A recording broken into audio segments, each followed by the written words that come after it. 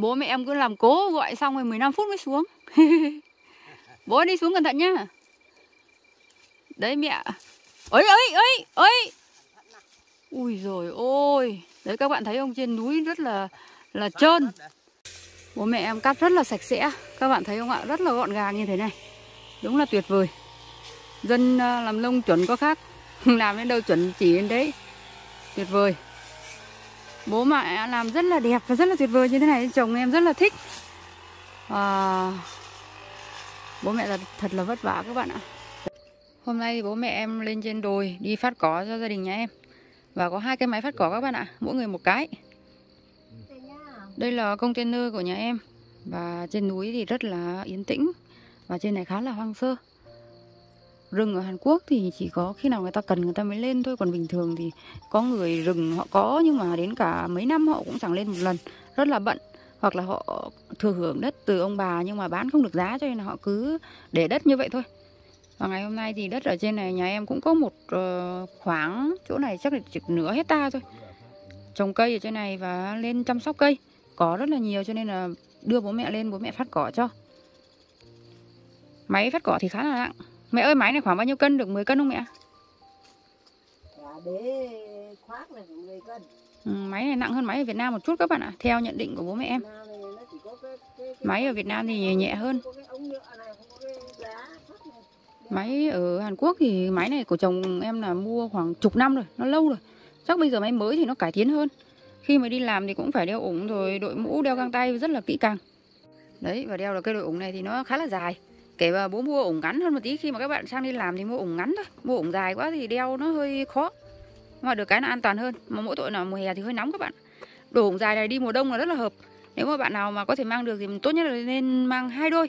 Một đôi ủng dài đi vào mùa đông, ví dụ như từ khoảng tháng 9 đến tháng 11 thì khoảng này nó lạnh, mình đeo ủng dài nó ấm và nó đỡ sương. Còn ủng ngắn thì đeo vào mùa hè, từ tháng 5 cho tới tháng 8, lúc đấy rất là nóng thì mình đeo ủng ngắn thì rất là hợp. Bên tiền nào có đấy, sang bên này là đắt nhưng chất nó khác.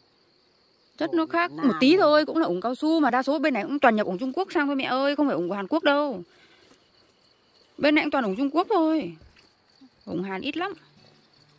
Và bây giờ đi thôi. Đi thôi. Đấy, lặng quá. Nhìn bố em khẳng khiu xách cái máy. Bố có xách được không? Quá nặng à? Và bây giờ đến lượt chồng em chuẩn bị đồ nghề. Máy này là máy phát điện. Máy của bố em là máy phát xăng. Nhanh lên, nhanh lên. Đấy, phải đeo cái đấy không phải mũi đốt các bạn ạ. Chồng em mà bị mũi đốt là kêu như vậy. Xin chào tất cả các bạn. Ngày hôm nay thì em cùng bố mẹ lên trên núi phát cỏ. Hôm nay sẽ giới thiệu đến các bạn phát cỏ Hàn Quốc thì phát như thế nào và có vất vả hay không. Một ngày phát cỏ như thế này thì được khoảng bao nhiêu tiền Việt Nam đồng nhé. Đầu tiên thì đây là núi trên đồi. Núi này là ruộng nhà em. Và khi mà người Hàn họ thuê người đi phát cỏ thì cũng phát ở trên những cái đồi cao như thế này, họ thuê cũng rất là nhiều. Và đây là vùng núi mọi người ạ. Núi rất là nhiều và rất là cao như thế này. Và ở trên rừng thì người ta cũng trồng rất là nhiều những cái loại cây trồng khác nhau, cây ăn quả hay là cây lấy củ, cây lấy hạt, rất là nhiều loại. Vậy thì mỗi loại cây có những cái đặc thù. Họ sẽ thuê người đi phát cỏ, cắt cỏ như thế này. Lần này thì nhà em đây là trồng mận. Năm ngoái vào khoảng mùa xuân ấy đã trồng những cây mận, bây giờ nó đã tốt như thế này. Thì những cây mận như thế này thì cỏ nó bám ở dưới gốc ấy, không thể dùng máy phát được. Vì vậy là cũng phải thuê người dùng những cái dao quắm và cắt ở bên dưới, phát cỏ nó đi để cho cây nó không bị cỏ nó neo chết. Còn những người như là đàn ông thì hay phải dùng máy phát và phát những cái loại cỏ lớn ở những cái khu vực mà dễ phát cỏ. Ví dụ như là những cái chỗ như thế này thì sẽ thuê và dùng máy phát để phát. Thuê máy phát thì đa số là đàn ông thôi, còn đàn bà thì ở Hàn Quốc họ không có thuê dùng máy đâu. Chỉ có dùng dao hay là dùng quắm, làm những công việc khéo léo như cắt những cái dây ở trên leo lên những cái cây. Ví dụ như cái cây tu đúc nhà em kia bị cỏ nó leo thì phải dùng phụ nữ, thuê phụ nữ cắt như vậy. Và cắt rất là mệt đấy các bạn ạ. Dao quắm ở đây thì nó không có dao quắm như ở Việt Nam mình, nó khá là nhẹ. Nhẹ thì được cái là cầm nó đỡ đau tay, nhưng mà cái lực tác động lên cái cây của nó không được tốt như ở Việt Nam. Và dao thì nó, cái độ sắc của nó thì cũng tùy mình hay mài thì nó mới sắc thôi, còn không thì nó cùn thì cũng khá là khó dùng đúng không ạ? Đấy, chồng em thì đang phát máy, đang chỉ đạo dỡ hết những cái dây leo ở trên những cái cây này. Đây, dây leo ở trên những cái cây như thế này phải dỡ hết. Mẹ ơi. Mẹ ơi cái này. Lại gọi mẹ. Bảo mẹ dỡ dây leo đấy. Đàn ông thì đi phát ở giữa các bạn ạ. Còn bà đàn bà thì bây giờ là đi dỡ dây leo. Chồng em bây giờ thì đang đi tìm mấy cây mận để cắt cỏ cho nó. Rất là siêng đi cắt. Trồng cây mới nên thích lắm. Người ta bảo có mới nơi cũ mà. Những cái cây rau ở bên cạnh cũ lâu mấy năm rồi thì bây giờ chê rồi. Muốn trồng cây mới xem nó có ra tiền không. Và chả biết có ra không. Nói chung là trồng một cái cây này nó không có hiệu quả kinh tế thì cũng nên đổi sang cây khác. Tuy nhiên thì đầu tư cây nào nó cũng rất là nhiều tiền. Mà chỗ này nó lại ở xa, nhà em ít khi có thể ra đây chăm sóc được. Cho nên là cái tính khả thi của nó cũng không có cao lắm. Đây một cái cây mận này thì cũng trồng. Bây giờ lên được ngắn tẹt như thế này các bạn ạ. Hả? Xuống đây. Xuống đây. Xuống đây. Mẹ ơi xuống đây. Chồng con nó gọi mẹ xuống cắt dây leo kìa. Đấy, ui dồi ôi. Giờ cái này phải lấy dao. Lấy dao quắm kéo ra từng cây một rất là nhiều. Và những cái dây leo này nó leo lên trên cây thì nó phủ kín cái cây, là cái cây nó không được ánh sáng và nó nặng ấy. Nó kéo cái cây xuống và cái cây nó lụi dần đi và nó chết. Vì vậy là những cái dây leo này rất là nguy hiểm và không hề tốt cho cây trồng. Cắt cái lúc nó còn nhỏ ấy thì còn đỡ. Nhưng mà mỗi tội là không có thời gian đi cắt nên bây giờ nó tốt lụt lên như thế này càng vất vả. Đấy, ở đây có cây mận đấy chồng. Cắt cỏ đó. Chồng em mà cứ thấy cây mận có sức đi cắt cỏ. Đấy, cây đấy cao hơn chồng em một tí. Có vẻ là tốt hơn tí. Đấy, ông chặt cả cây bên cạnh rồi. Thấy cái cây mận nào thích lắm. Mà không hiểu sao chồng em thích làm nông ấy các bạn ạ. Cắt cây, cắt cối như thế này cũng không thích kêu la gì đâu, thích lắm. Thích lên trên đồi rồi thích làm những cái việc trồng cây, xây rừng. Chồng nhé.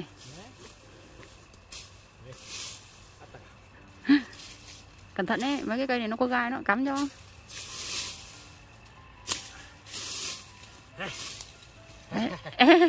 Thấy cây thích. Nhìn cây nó tốt thấy vui không bạn? Tiền đang chồng em đang mơ mộng, đang hướng đến một cái tương lai cây này nó to lên là hái quả bán ấy, mà chả biết là thế nào. Có một năm mới lên một lần thì không biết là hái được cái quả nào để bán. Cái cây loại mận này là mận mùa thu rất là đắt. Mẹ ơi vào táo đi. Ở đây là cây táo nhà mình đây, được một quả, 2 quả. Hôm nay nắng quá, vừa mới cắt cỏ xong rồi bây giờ mệt thì ăn quả táo thì là hết ý luôn. Gọt đi mẹ. Táo này gọi là táo núi đấy, có táo đá. Và sang bên Hàn đi chơi với con gái thì toàn đi cắt cỏ với lại đi làm nông. Các bạn thấy bố mẹ em đang phát cỏ trên đồi. Mẹ đang dùng máy phát. Người Việt Nam mình đúng là đi đâu cái gì cũng làm được các bạn ạ. Sau một ngày bố mẹ em phát cỏ cho nhà em thì bây giờ đã rất là sạch và đẹp như thế này. Đúng là cảm ơn bố mẹ rất là nhiều. Bố mẹ thì lúc nào cũng giúp đỡ con cái rất là cẩn thận và nhiệt tình các bạn ạ. Nhà em được nghỉ Trung thu thì cũng chỉ đưa bố mẹ đi chơi được 2 ngày. Còn lại phải lên ruộng đi làm. Và những ngày nghỉ thì ở Hàn Quốc thì nếu ví dụ như nhà mà không làm nông thì được đi chơi thoải mái. Đi chơi từ đầu kỳ nghỉ đến cuối kỳ nghỉ. Nhưng mà nhà em làm nông cho nên là thường những ngày nghỉ rất là hiếm hoi và ít được đi chơi lắm. Và bây giờ em lên để gọi bố mẹ về. Cũng muộn rồi, 6 giờ rồi. Về sớm nghỉ ngơi, hôm nay phát cỏ rất là mệt nên phải nghỉ sớm một chút. Bố ơi! Bố ơi, mẹ ơi, đi về nhà. Đi về thôi. Vẫn đang rất là hăng say các bạn ạ. Tiếng máy nó to hay sao em gọi không có nghe thấy. Bố ơi! Đi về thôi. Vâng. Bố em mặc áo đỏ chót. Rất là nổi bật.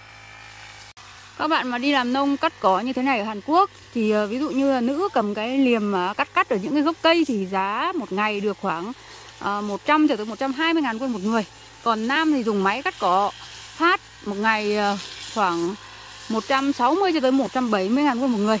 Đấy là người Hàn trả giá trực tiếp cho các bạn. Còn nếu mà qua môi giới thì ví dụ như phát cỏ bằng máy một ngày họ cũng trả cho các bạn 135 cho tới 145.000 won một người trên một ngày.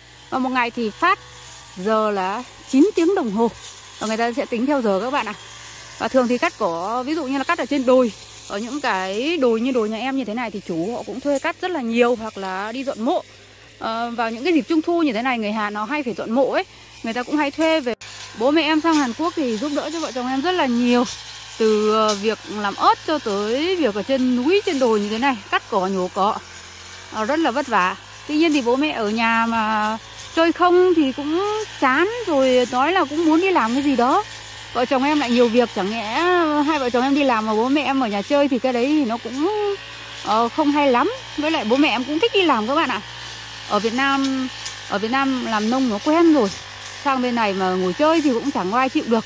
Như các bạn biết rồi đấy, mình cũng luôn chân luôn tay nó quen rồi thì tự dưng rảnh rỗi thì cảm thấy còn chán hơn, còn bực tức hơn. Hôm nay giới thiệu đến các bạn đây là cây óc chó.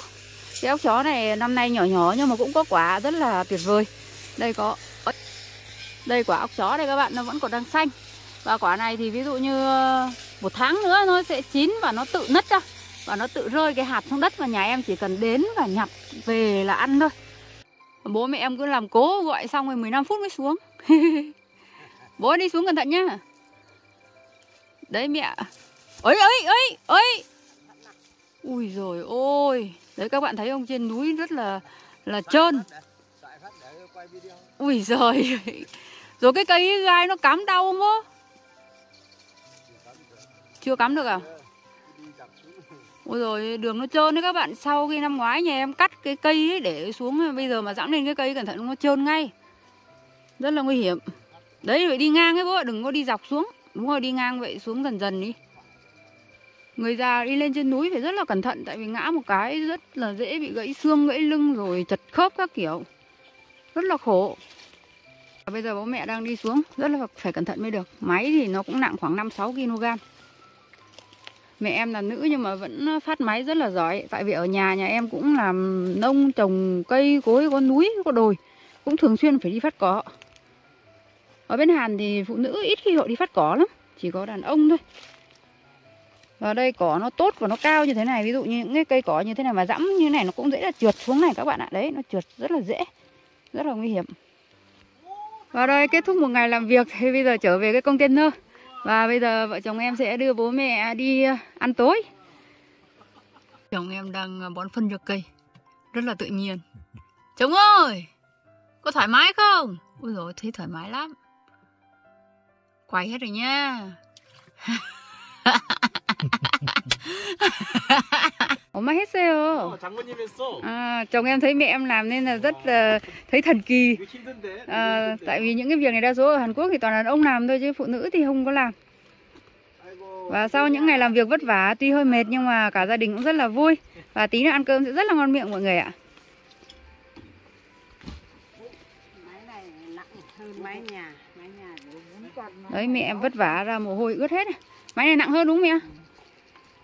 Mẹ thấy cắt nó có khác so với nhiều ở Việt Nam không? Lưỡi nó ngắn quá. Lưỡi nó ngắn à? Thế là khó hơn à? Lâu. Cắt lâu hơn. Máy này chồng con dùng lâu rồi, máy cũ lắm rồi. Lắp lưỡi mới rồi khác lắm nha. Chắc con phải bảo chồng con mua thêm lưỡi vậy. Và bây giờ dọn dẹp đi về thôi. Hôm nay bố mẹ làm rất là vất vả rồi, về nghỉ ngơi. Mẹ ông còn đòi làm thêm, vẫn còn đòi làm thêm. Rất là hăng say. Thôi nghỉ sớm mẹ, hôm nay cắt cỏ mệt mà, vất vả. Đi về nha. Hôm nay thì rất là vui chia sẻ đến các bạn cắt cỏ tại Hàn Quốc và lao động cắt cỏ Hàn Quốc thì như vậy đấy mọi người ạ.